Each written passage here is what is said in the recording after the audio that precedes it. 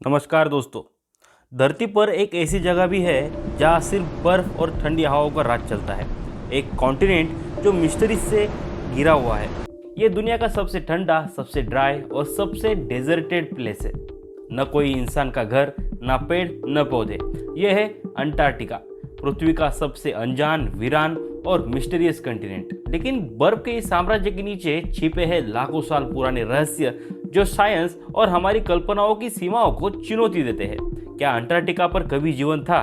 क्या यह एलियंस का कोई अड्डा हो सकता है? क्या ये कॉन्टिनेंट हमेशा इतना वीरान था? तो चलिए इस अनजान दुनिया में झांककर इन सवालों के जवाब ढूंढते हैं।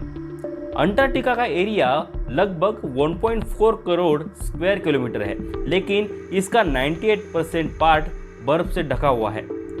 यहाँ की बर्फीली चादरें 4 किलोमीटर तक मोटी है और ये धरती के मीठे पानी का 70% हिस्सा एक्वायर किया हुआ है। यहाँ सर्दियों में तापमान -80 डिग्री सेल्सियस तक गिर जाता है, जबकि गर्मियों में भी -20 डिग्री सेल्सियस से ऊपर नहीं जाता। ये जगह इतनी सूखी है कि इसे कोल्ड डेजर्ट भी कहा जाता है। साल के ज़्यादातर हिस्सों में यहाँ सूरज भी नहीं दिखाई देता और सर्दियों की अंधेरी रातें कई महीनों तक चल जाती है। यहाँ की हवाएं इतनी तेज होती है कि 320 किलोमीटर प्रति घंटा की रफ्तार से चलती है। ये दुनिया की सबसे कठोर क्लाइमेट में से एक है, जहाँ इंसानी अस्तित्व लगभग असंभव है। क्लाइमेट का मतलब है किसी विशेष स्थान के लंबे समय तक चलने वाले मौसम या वातावरण की स्थिति। ये क्षेत्र में तापमान, आर्द्रता, वायुमंडलीय दबाव, हवा और वर्षा जैसी मौसमी स्थितियों का औसत है, जो वर्षों या दशकों में स्थिर रहता है। आज की ठंड और बर्फ से पहले अंटार्कटिका ऐसा नहीं था। कई साइंटिस्ट का मानना है कि 20 करोड़ साल पहले यह कॉन्टिनेंट एक घने जंगल से भरा हुआ था। पेलियोलॉजिस्ट ने यहाँ डायनासोर और कई प्राचीन जीवों के फॉसिल्स पाए हैं। पेलियोलॉजिस्ट मतलब कि वो साइंटिस्ट जो प्राचीन सभ्यताओं, ऐतिहासिक स्थानों और पुरानी वस्तुओं का अध्ययन करते हैं। पेलियोलॉजिस्ट ने यहाँ डायनासोर और अन्य प्राचीन जीवों के फॉसिल्स पाए हैं, जो ये साबित करते हैं कि ये क्षेत्र कभी अलाइव भी था।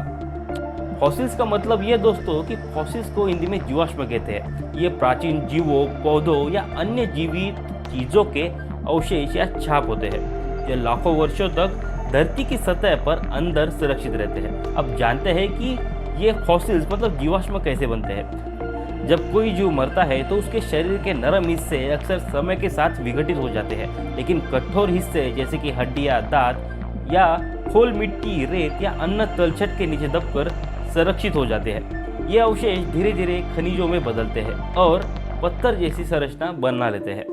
अंटार्कटिका और अफ्रीका के बीच की भूमि तब एक विशाल भूखंड गोंडवाना का हिस्सा थी।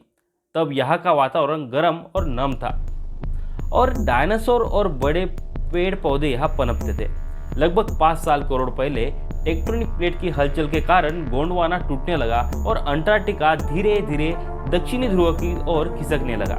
टेक्टोनिक प्लेट्स, जो कि पृथ्वी की बाहरी परत जिसे लिथोस्फीयर कहते हैं, इसका एक कठोर और विशाल खंड है जो धीरे धीरे तैरते हुए गतिमान रहते हैं और उनकी टक्कर से भूकंप, ज्वालामुखी और पर्वत जैसे निर्माण जैसी घटनाएं होती है। और यही टेक्टोनिक प्लेटों की हलचल के कारण यहाँ पर तापमान गिरने लगा और धीरे धीरे ये महाद्वीप बर्फ के साम्राज्य में बदल गया। बर्फ के नीचे छिपी झीलों का रहस्य। अंटार्कटिका की बर्फ के नीचे छिपी हुई है सैकड़ों मिस्टीरियस झीलें, जिनमें सबसे प्रसिद्ध है झील वोस्टोक। ये झील 4 किलोमीटर तक मोटी बर्फ के नीचे स्थित है और लाखों सालों से बाहरी दुनिया से कटी हुई है। वैज्ञानिकों ने अनुमान लगाया है कि इसमें ऐसे माइक्रो ऑर्गेनिज्म हो सकते हैं जो पृथ्वी के किसी भी अन्य स्थान से अलग और अनोखे हैं, जो हमें ब्रह्मांड में कहीं और जीवन की संभावना के संकेत देते हैं। इससे एक सवाल उठता है, क्या इन झीलों में जीवन के अनजान रूप पनप सकते हैं? ये खोज न केवल पृथ्वी पर जीवन की संभावनाओं को दर्शाती है, बल्कि ये संकेत देती है कि बर्फीले ग्रहों और चंद्रमाओं जैसे यूरोपा पर भी जीवन संभव हो सकता है। कुछ लोगों का मानना है कि अंटार्कटिका में असाधारण घटनाएं रहती है।